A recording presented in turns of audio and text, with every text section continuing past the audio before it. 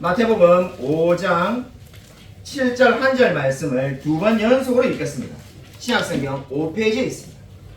신약성경 5페이지 마태복음 5장 7절 한 절입니다.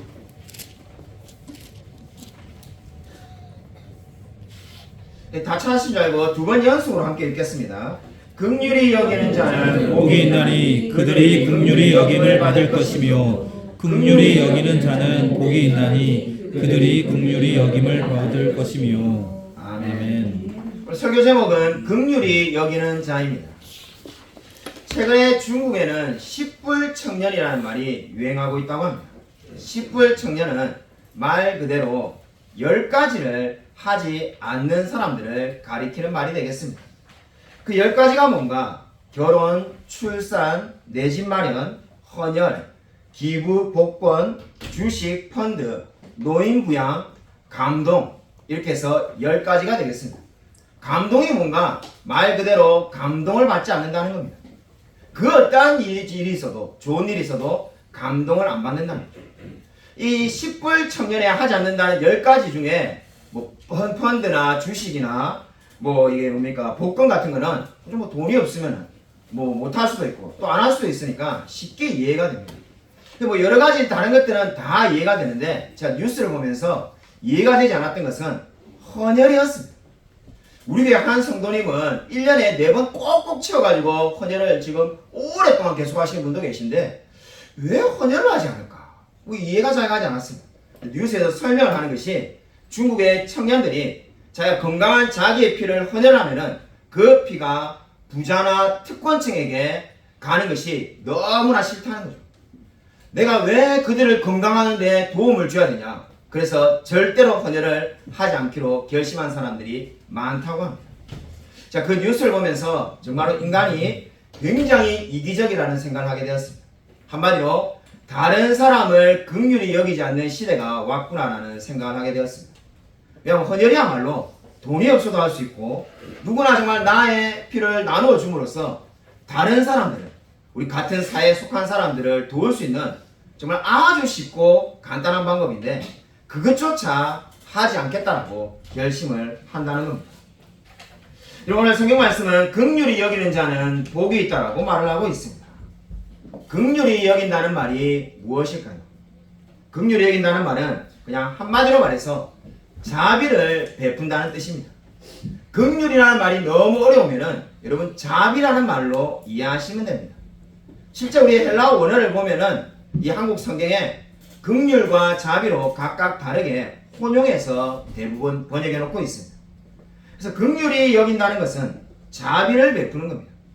그리고 그렇게 자비를 베푼다는 말로 오늘 이 말씀을 번역을 하면은 이렇게 될 수가 있습니다.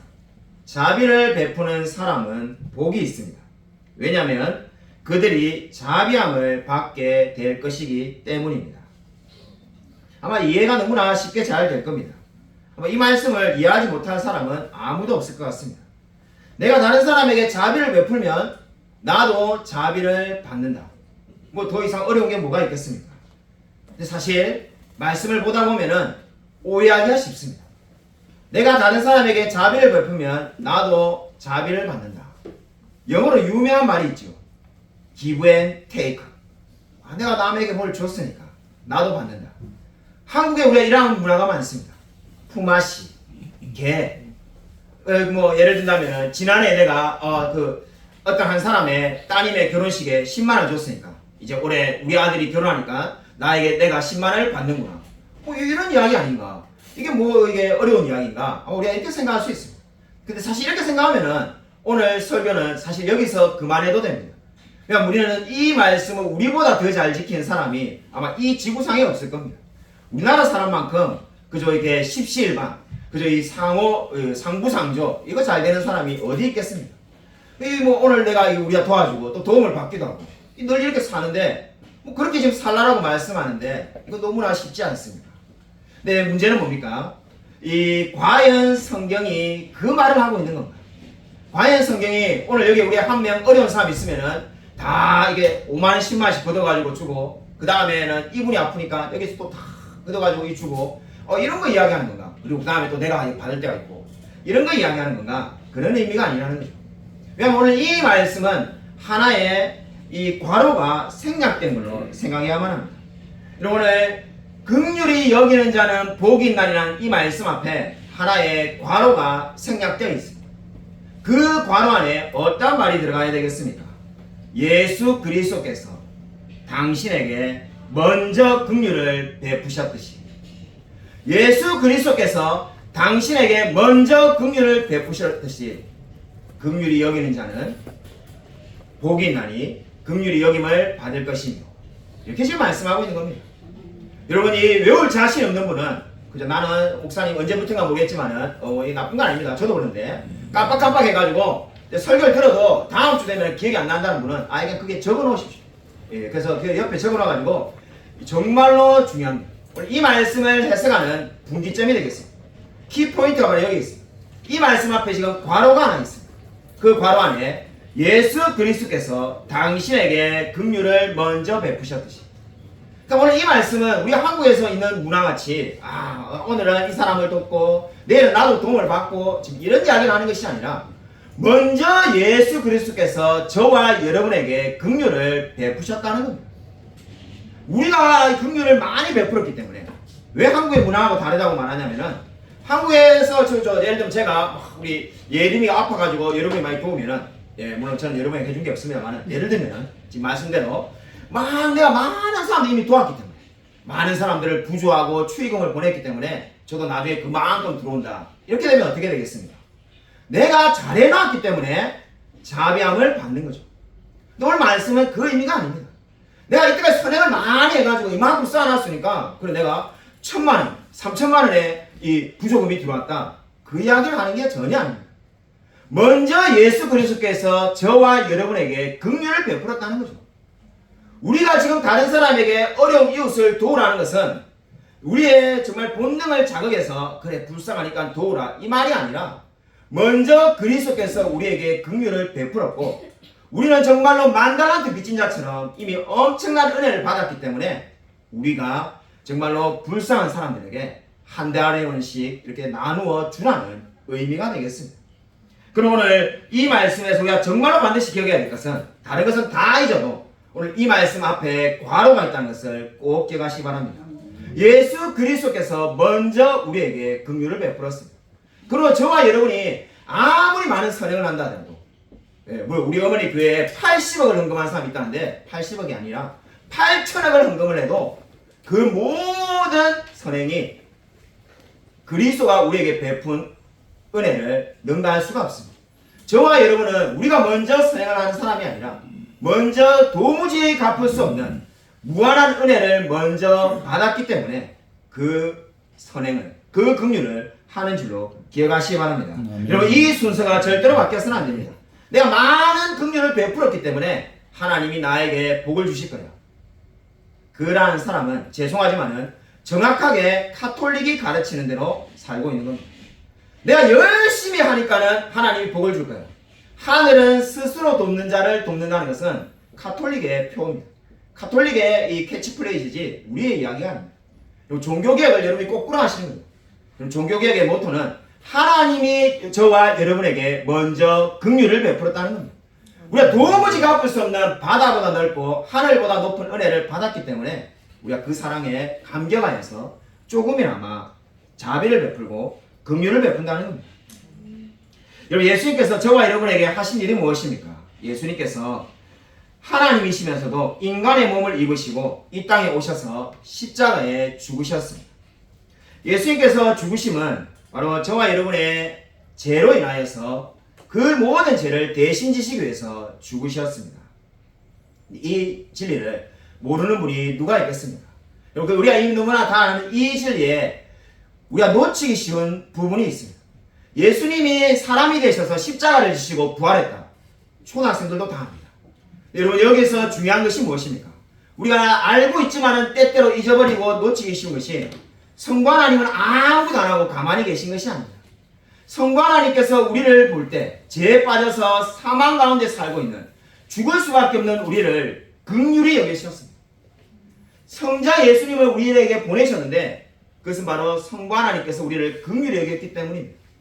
그렇기 때문에 예수 그리스도가 십자가에 지셨다는 것은 무엇입니까? 하나님의 긍휼하심을 나타내는 겁니다. 하나님이 우리를 얼마나 긍휼히 여기셨는가? 바로 독생자 예수 그리스도를 이 땅에 보내셔서 십자가를 지게 하기까지 우리를 긍휼히 여기셨다라고 성경은 말씀하고 있습니다. 그렇기 때문에 제가 프린트문에 적어놓은 것처럼 예수 그리스도의 구속 사역은 한마디로 하나님의 긍휼하심을 나타내는 겁니다. 여러분, 하나님의 긍휼이 어디에 있는가? 하나님의 긍휼이 얼마나 위대하고 크신가? 바로 십자가를 통해서 알 수가 있습니다. 저와 여러분이 그 놀라운 은혜를 받은 사람인 줄로 믿으시기 바랍니다. 여러분, 여기까지 설명을 하면은 도대체 우리가 알고 있는 은혜와 긍휼이 무슨 차이가 있나? 듣고 보니까 지금 목사님 말씀하시는 걸 보면은 은혜를 이야기하는 것 같은데, 그리고 이 실제로 그렇게 여러분이 궁금한 점이 들었다면은 이 좋은 질문이 되겠습니다. 은혜와 긍휼이 어떠한 차이가 있을까요? 존경하는 청교도 토마스 왓슨은 은혜와 긍휼의 차이에 대해서 이렇게 말을 했습니다. 은혜라는 단어가 죄 가운데 빠져있는 사람을 향한 하나님의 호의라면, 긍휼은 죄 결과로 비참한 상태 속에 있는 사람들을 향한 하나님의 애정이다. 무슨 말인지 아마 어떤 분들은 어려울 수 있습니다. 솔직히 저도 처음에 어려웠습니다. 저도 하도 많이 이제 읽어서 조금 익숙해진 거고, 처음에 솔직히 읽을 때 무슨 말인지 잘 몰랐습니다. 여러분, 더 여러분에게 쉽고 명쾌한 걸로 여러분에게 말씀을 드리고자 프린트문에 다 나와 있습니다. 은혜가 무엇이고 긍휼이 뭔가? 여러분, 우리 은혜는 받을 만한 자격이 없는 자에게 주는 선물이며, 그 줄 한번 읽겠습니다. 같이 한번 이거 꼭 기억하시기 바랍니다. 같이 한번 한 목소리로 읽겠습니다. 네, 시작. 은혜는 받을 만한 자격이 없는 자에게 주는 선물이며, 긍휼은 마땅히 형벌을 받아야 할 사람에게 주어지는 용서함이다. 은혜가 뭐라는 겁니까? 자격이 없는 사람에게 주는 거죠. 우리가 정말로 자격이 있다는 건 뭡니까? 내가 마땅히 공부를 잘했기 때문에 서울대를 가고 연세대를 가고 자격이 있는 거죠. 근데 저와 여러분은 천국에 들어갈 자격이 없는데 은혜를 베풀었다는 겁니다. 근데 긍휼이 뭡니까? 긍휼은 형벌을 받아야 될 사람. 다시 말해서 우리의 죄로 인하여서 지옥에 가야 마땅한데 그 모든 죄에 대해서 용서함을 주셨다는 의미가 되겠습니다. 이것이 바로 은혜와 긍휼의 차이가 되겠습니다. 여러분, 오늘 성경은 긍휼히 여기는 자에 대해서 말씀을 하고 있습니다. 성경에 수많은 예가 있는데 우리 구체적인 실제 예를 여러분에게 하나 드려드리겠습니다. 긍휼히 여기는 사람이 어떤 사람인가? 예수님이 모델로 한 사람을 제시한 이야기가 있습니다.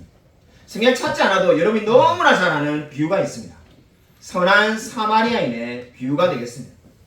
우리가 너무나 잘 아는 것처럼 선한 사마리아의 비유는 어떤 사람이 길을 가다가 강도를 만나서 거의 죽게 되었습니다. 길에서 죽게 되었죠. 근데 그때 누가 지나갑니까?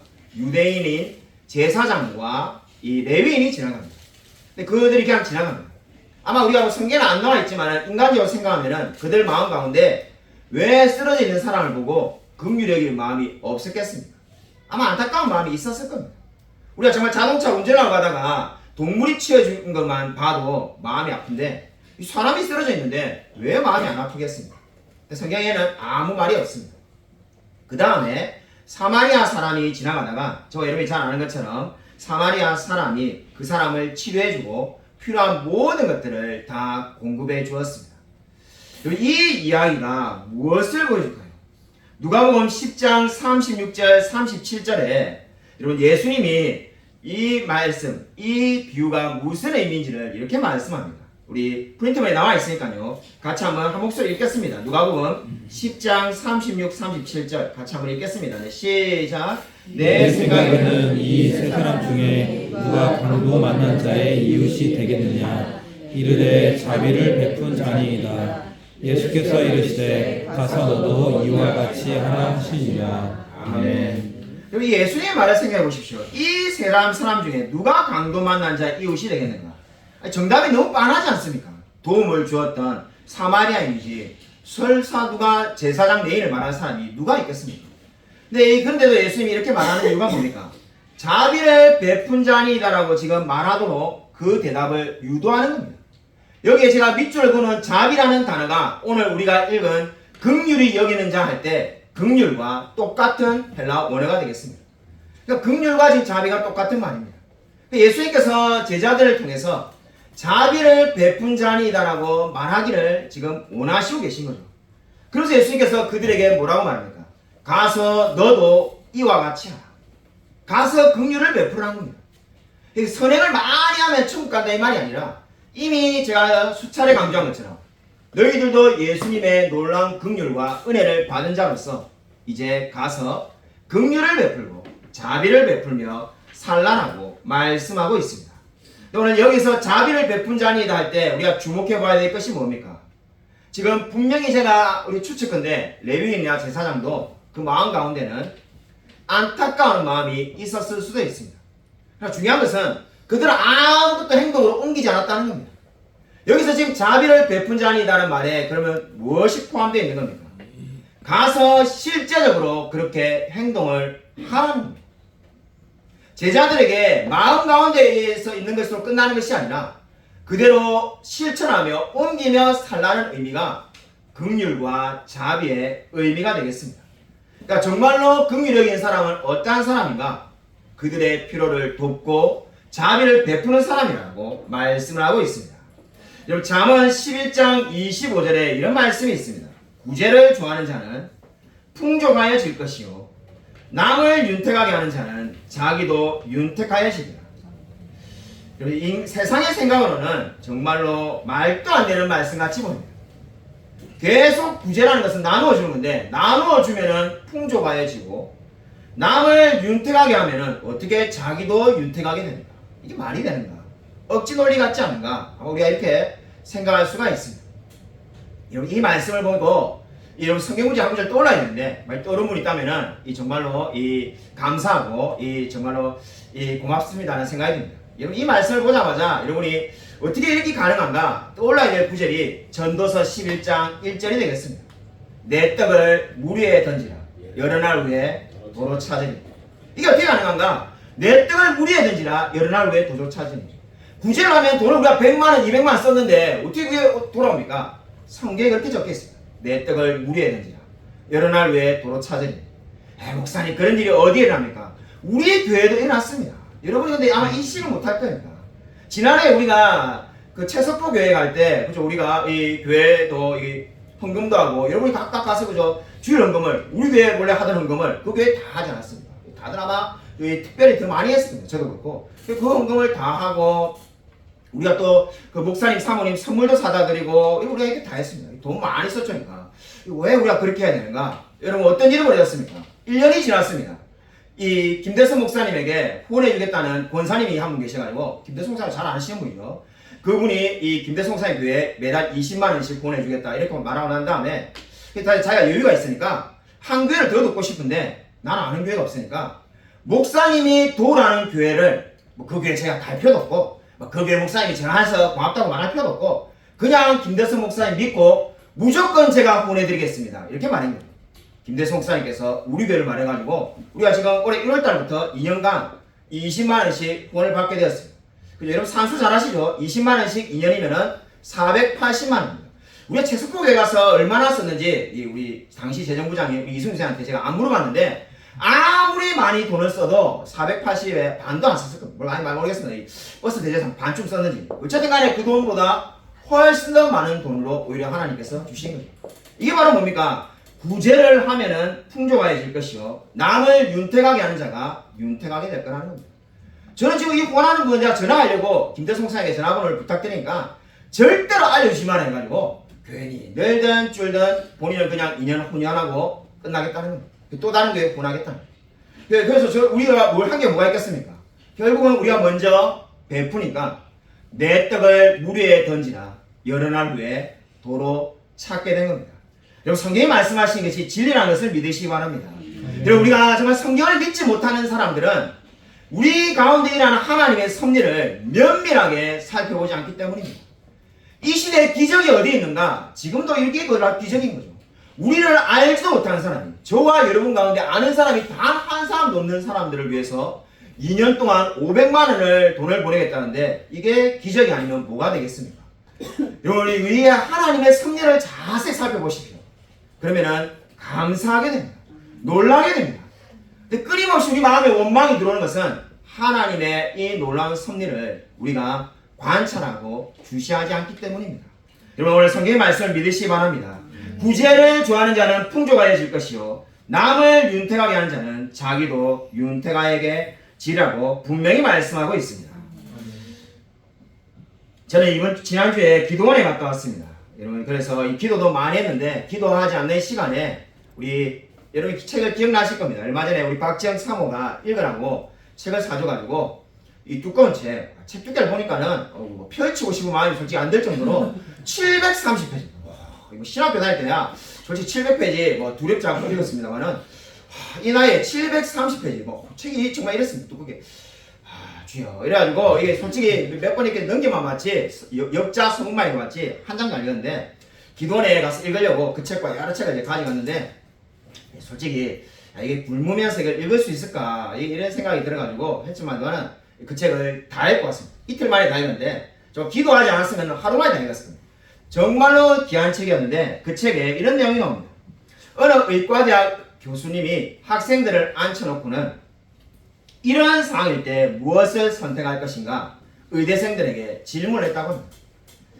어느 여성이 임신을 했는데 주치의에게 찾아갔습니다. 근데 그 남편은 매독에 걸려있고 이 여자분이 임신하신 분은 결핵에 걸려있다고 합니다. 그리고 이미 4명의 자녀가 있는데 첫째 아이는 시각장애인, 둘째는 이미 죽었고 셋째는 벙어리이자 기머거리이고 넷째는 결핵을 앓고 있습니다. 근데 문제는 이제 다섯째를 지금 또 임신하고 있는 거죠. 당신이 만약 주체이라면은 이 5번째 아이를 낳으러 가겠습니까? 낳지 말라고 하겠습니까? 의과대학 교수님께서 학생들에게 질문했습니다. 여러분이 한번 뭐라고 하겠습니까? 그죠. 제가 중국에 가서 강의할 시간 같으면 물어봤을 건데 우리 한국인은 아무리 물어봐도 대답하지 않죠. 그죠? 아무리 물어봐도 저만 바보 되니까 묻지 않겠습니다. 그래서 어떻게 할 것인가? 학생 중에 용기 있게 한 명이 저는 바로 낙태하라고 말하겠습니다. 이렇게 대답했다고 합니다. 그자 교수님께서 하는 말이 당신은 방금 베토벤을 죽였습니다. 이렇게 말했다고 합니다. 그러니까 베토벤이 바로 그러한 상황 가운데서 태어난 거죠. 그리고 이 웨인 구르뎀이라는 이 지금 신학교 교수님이 이 이야기를 책에 적어 놓은 것은 여러분이 지금 눈치채다시피 미국에 지금 이번 대선에도 첨예한 이슈인데 낙태 문제에 대해서 제시를 한 겁니다. 낙태라는 이야기가 나올 때마다 우리가 첨예하게 될 때는 두 가지 이슈가 있는데 산모의 권리를 존중할 것인가, 산모의 그죠 기본권을 존중할 것인가, 아니면 태어난 아이의 생명을 존중할 것인가 늘 논쟁이 됩니다. 듣다 보면은 둘 다 맞는 이야기 같고 그죠? 이거 뭐 정말로 엄청나게 어려운 이야기처럼 보입니다. 근데 거기에 대해서 이 이야기가 나올 때마다 우리 시대는 점점점 이 산모의 그 기본권을 존중해 줘야 한다는 것이 점점 대세가 되어 가는데 그러한 이야기가 힘을 얻는 이유 중에 하나가 이 아이가 그 아이를 원치 않는데 임신했는데 낳아서 뭐가 유익하겠냐는 거죠.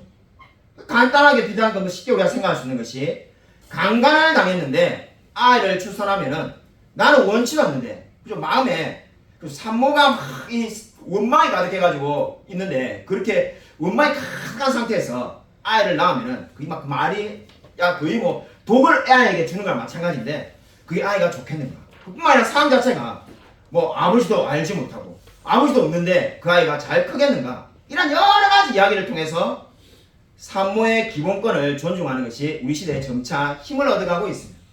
거기에 대해서 웨인 구르뎀은 이러한 예를 듭니다. 이 웨인 구르뎀이 뭐라고 말을 하냐면은 미국의 유명한 우리 연세 드신 분들은 다 아실 것 같은데 가스펠 가수이자 유명한 영화 배우인 에델 워터스라는 분이 있습니다.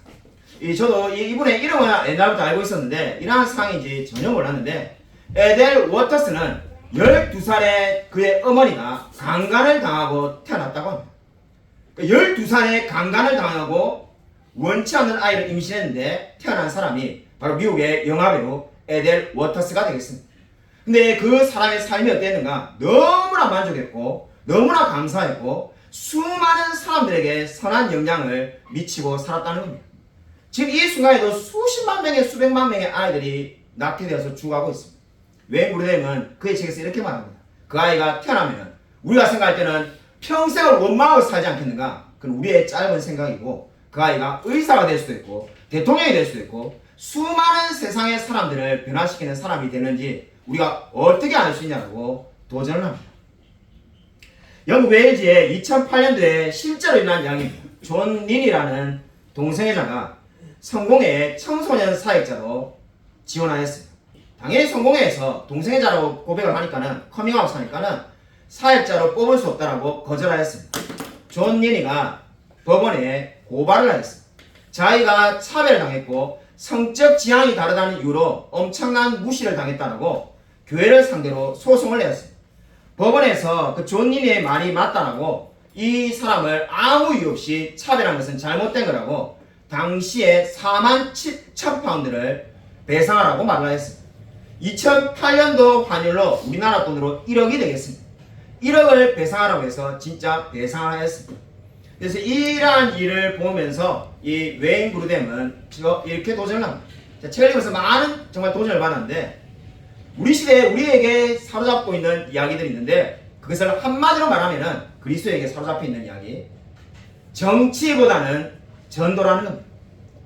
정치에 힘을 쓸 바에야 차라리 전도를 하라. 이 모토가 우리 내리에 사로잡혀 있다는 겁니다.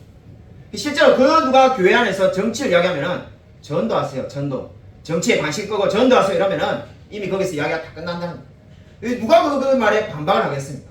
한 영혼이 천하보다 귀하다고 했는데 정치보다 전도나 임쓰라 이러면은 거기서 이야기가 다 끝이 난다는 거죠. 근데 그렇게 된 이 분위기가 팽배해져 있는데 그 대가가 어떻게 나타나는가? 제가 정말 책을 다 추겨봤는데 2009년에 미국에서 일어난 이야기를 이 웨인 브루뎀이 예를 듭니다. 이 미국에도 바이블 벨트 지역에 정치에 대한 무관심이 팽배하다고 합니다. 정말 저는 제가 정말 존경하고 이 시대 최고의 설교라고 생각했는데 존 맥가드 목사님도 그렇게 설교하는지 몰랐는데 정치고 세상은 다 필요 없고 망할 거니까는 오로지 영혼 구원만 힘쓰라 이렇게 설교하신다. 그 책을 제가 이거 너무 충격을 받는데 이야기를 하면 오늘 소리가 너무 길어지기 때문에 그 이야기까지 가지 않겠습니다. 2009년에 이 미국에 이런 일이 있었습니다. 2009년 4월 3일 날 미국의 아이오와주 대법원에서 동성애 결혼을 합법화했습니다. 아마 여러분들 옛날에 이런 기사 본 적이 있을 겁니다. 저도 기억이 나더라고요. 2009년에 미국의 아이오와주에서 동성애 결혼을 합법화했습니다. 저도 그 당시에 그 기사를 보면서 우리 부목사님들하고 막 욕했던 게 기억나는데 미국의 크리스찬들은 얼마나 많은데 아니, 그 사람들은 다 그런 걸 합법화를 찬성하냐. 놀라운 것은 책을 보다가 충격받은 것은 그 어떤 여론조사예요. 그 어떤 기록이 남아있으니까요.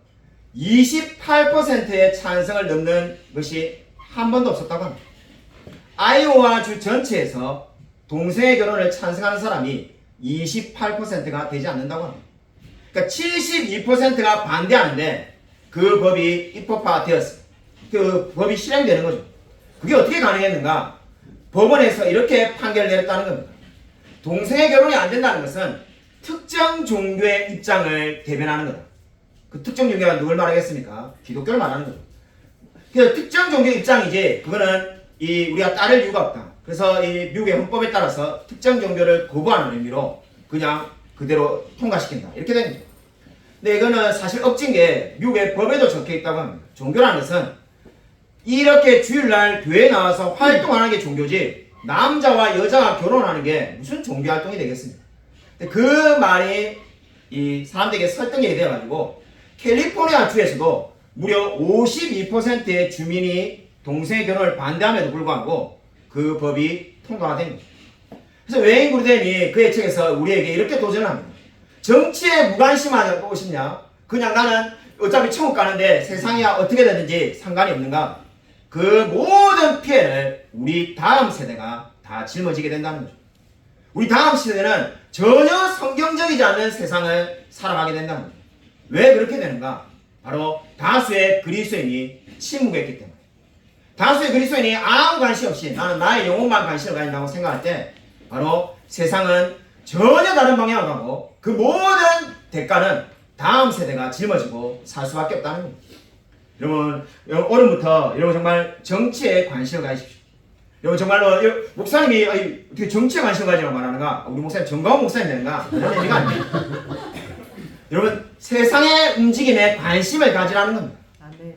여러분 뭐 이게 우리가 돈 벌기 목사님 얼마나 바쁜데 목사님 시간 많은 시간 내는데 정말 하루에 12시간씩 하고 먹고 살기 얼마나 바쁜데요. 우리가 정말로 드라마 보는 시간, 영화 보는 시간, 취미가 다 있지 않습니까? 그 시간 중에 조금씩 관심을 줄여서 30분씩만 하루에 세상에 관심을 가지면 됩니다. 20년 전에 봤던 우리 존 스토트 목사님 말이 진리라는 것을 제가 이번에 다시 느끼게 되었습니다. 한 손에는 성경을, 한 손에는 신문을. 이게 그리스도의 모습이라는 거죠. 그리스도인은 반드시 신문을 읽어야 된다. 돌아가신 존 스토트 목사님입니다. 왜냐? 성경을 삶에 적용해야 된다는 거죠. 나는 세상 다 관심 없어. 중세 수도 운동으로 돌아가는 거예요. 여러분 정말 세상의 변화에 관심을 가지기 바랍니다. 알렉시스 드 도크비라는 분은 이렇게 말하였습니다. 자유는 도덕 없이 세워질 수 없고 도덕은 신앙 없이는 세워질 수가 없다. 여러분 이 말이 무슨 말입니까? 신앙이 도덕을 만들고 그 도덕이 자유를 만든다는 의미가 되겠습니다. 그럼 저는 이번에 기도원에 가서 참 많은 것을 깨달았습니다. 솔직히 기도원에 가기 전에는 제가 지금 금요일에 때 설교랑 최대한 겹치지 않으려고 최대한 같은 이야기 좀 안 하려고 하는데 그 기도원에 갈 때만 하더라도 솔직히 5일 금식할 수 있을까 자신이 없었습니다. 그래서 식권을 이틀치를 제가 이렇게 구입을 해놨지만은 결국 하나도 먹지 않고 5일 금식을 했습니다. 이제 금식을 하고 있는 가운데 우리 지인들에게도 다 말하지 않고 우리 주직자분들에게도 아무에게도 말하지 않고 갔다 왔습니다. 그냥 기도원 간다고 시간만 배려다가 원래 늘 9월에 갔었죠. 근데 9월에 휴가 끝나고 가는 것보다는 당겨가지고 보내달라 해서 이번에 갔습니다. 자, 중국에 만약에 설교를 가지 않았으면 1월에 가려고 했습니다. 근데 중국에 설교를 해달라고 하니까는 3월에 지금 가게 되었는데 감사하게도 이제 거기에 있으니까는 제가 기도원 간지 모르는 제 지인들이 늘 매주 전화 오시는 제 여러 지인이 있습니다. 그래서 전화가 와가지고 제보고 뭐하고 있냐길래 기도원에 왔다니까 다들 깜짝 놀랐네요. 기도원에 왜 가냐는 거예요. 그래서 이렇게 금식기도 한다니까 또 놀라는 거예요. 그래서 그러면은 뭐 그냥 기도만 하고 있나 하길래 기도만 계속 할 수 있냐. 기도를 이렇게 뭐 하루에 하고 열심히 하고 이 남는 시간에는 이 책을 보고 있다니까는 무슨 책을 보냐. 그래서 제가 성경과 정치 읽는데 다 알겠다. 좋다 이러니까는 바로 사겠다고 말하는 거예요. 그래서 사겠다는 건 좋은데 금식 기도를 해라 이래 말하니까는 대꾸도 안 하더라고요. 제가 그래서 이번에 제가 깨달았습니다. 내 이미지가 이런 거구나.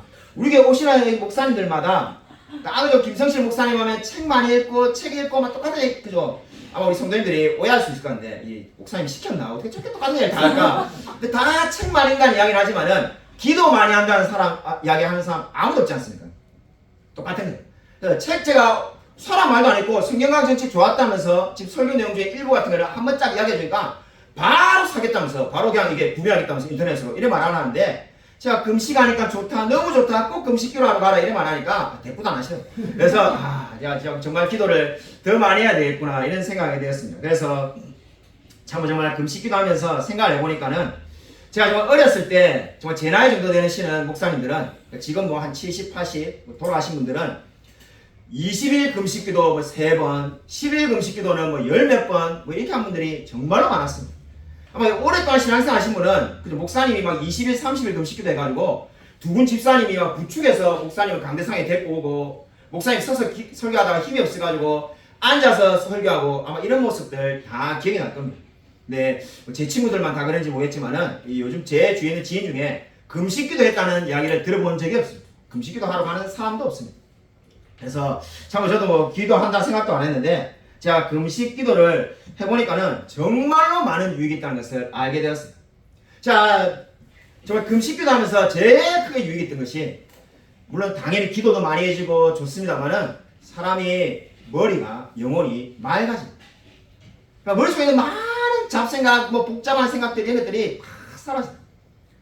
자, 그래서 이번에 금식하면서 제가 너무나 정말 한편으로 후회되고 한편으로 정말 크게 느껴졌던 것이 예전에 영광학교 있을 때 부교육자로 있을 때 우리 신방 여자 전사님하고 늘 신방을 가면은 우울증에 걸려있거나 인생에 고민이 있거나 여러 가지 선택 중에서 뭐 어찌할 줄 모르는 그래서 막 한이 맺혀가지고 이야기하는 분들의 이야기를 들으면은 그 전도사님이 늘 그래 말했습니다.